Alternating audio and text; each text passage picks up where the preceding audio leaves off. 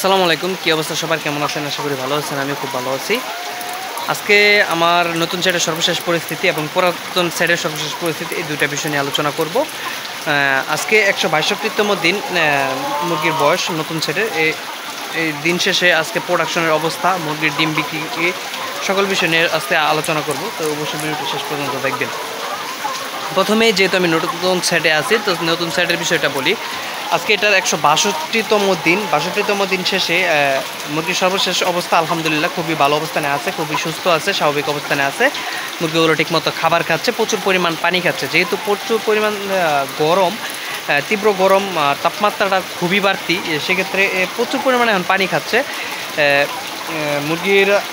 132তম দিন 162তম দিন শেষে মুরগির প্রোডাকশন আলহামদুলিল্লাহ 30% প্রোডাকশন অলরেডি চলে আসছে। 30% আমি ডিম অলরেডি পাইতেছি। তো প্রোডাকশন আলহামদুলিল্লাহ খুব সুন্দরভাবে বাড়তেছে, এটা নিয়ে কোনো সমস্যা নাই।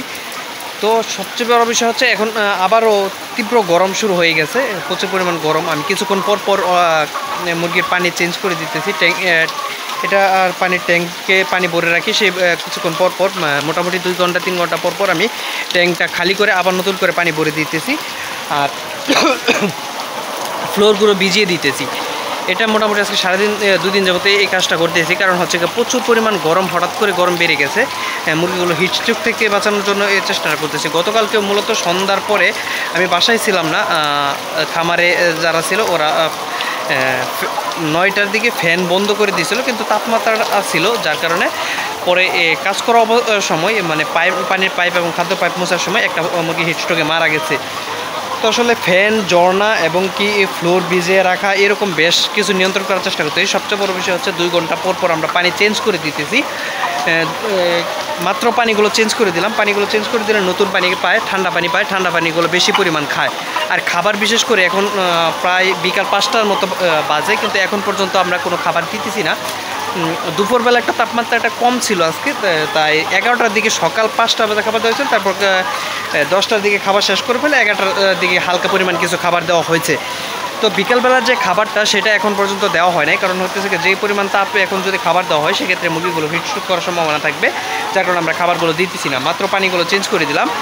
আপনাদেরকে 2-3 দিন আগে একটা ভিডিওতে দেখানো হয়েছিল পাইপের মধ্যে প্রচুর পরিমাণ ময়লা ছিল, সেই বিষয়টা আপনাদের সাথে শেয়ার করা হয়েছিল। আজকে আমরা পাইপগুলো পরিষ্কার করে দিছি, পানির পাইপে কোনো পরিমাণ ময়লা নেই। আজকে ফ্রেশ করে দিছি, যত আবর্জনা ছিল পাইপগুলো মুছে সুন্দর করে ধুয়ে মুছে দিছি।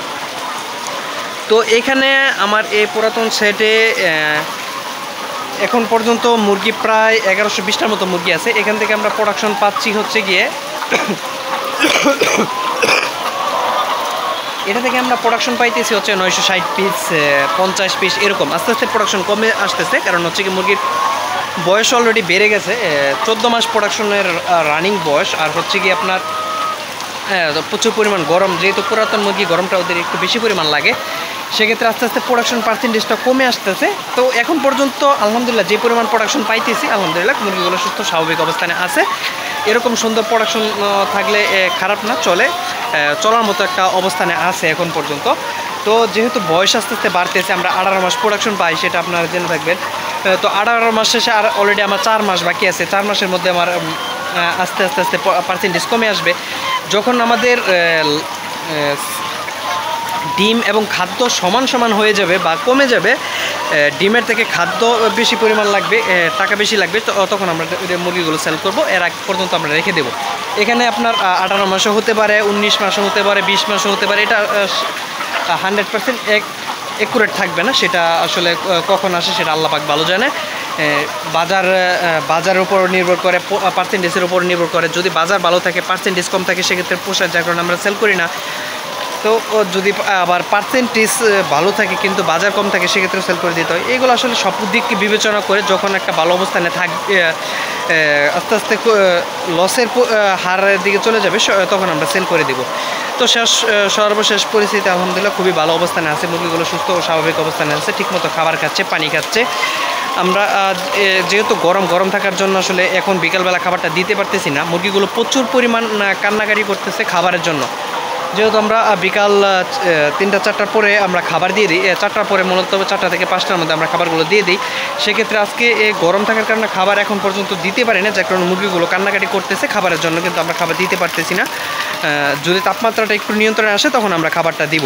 তো সবথেকে বেশিরভাগ টার্গেট হচ্ছে সন্ধ্যা দিকে আমরা খাবারটা দেবো। খাবারটা দেওয়ার পরে ওই পুরাতন সেটটা আমরা 9টা পর্যন্ত লাইট দেই। তো চেষ্টা করবো সন্ধ্যার পরে খাবার দেওয়ার পরে 9টার ভিতরে আমরা খাবারগুলো শেষ করে তারপর লাইটগুলো নিভে দেওয়ার। তো এই হচ্ছে সর্বশেষ পরিস্থিতি। মুরগিগুলো খুবই ভালো অবস্থানে আছে। এই গরম থেকে বাঁচার জন্য যে সবথেকে বেশি আমরা বারবারই আপনাদেরকে বলে দিতেছি, সেটা হচ্ছে মুরগিকে প্রচুর পরিমাণ স্যালাইন খাওয়ান এবং কি আখের গুড় খাওয়ান আর লেবুর রস খাওয়ান। আর হচ্ছে কি আপনার হাইড্রোজেল একটা স্যালাইন আছে হিটস্ট্রোক থেকে মুরগিকে ঠান্ডা রাখার জন্য, মুরগিকে ঠান্ডা রাখে হিটস্ট্রোক যেন না করে, সেটা তো হাইড্রোজেল স্যালাইন আছে, সেটা আপনারা চাইলে খাওয়াতে পারেন।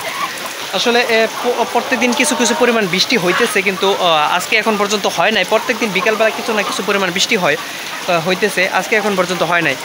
তো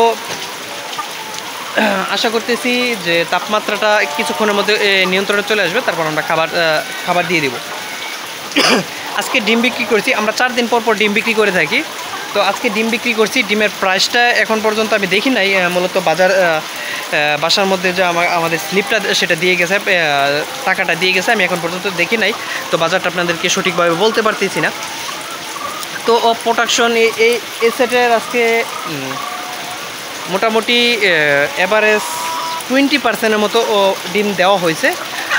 কারণ হচ্ছে আস্তে আস্তে বাড়তেছে, তো আপনি এভারেজে 4 দিনের গড় অনুসারে 20% প্রোডাক্ট ডিম দেওয়া হয়েছে, আর কিছু পরিমাণ ডিম রয়ে গেছে। আর এখন বর্তমানে পার্সেন্টেজ 30% অলরেডি চলতেছে।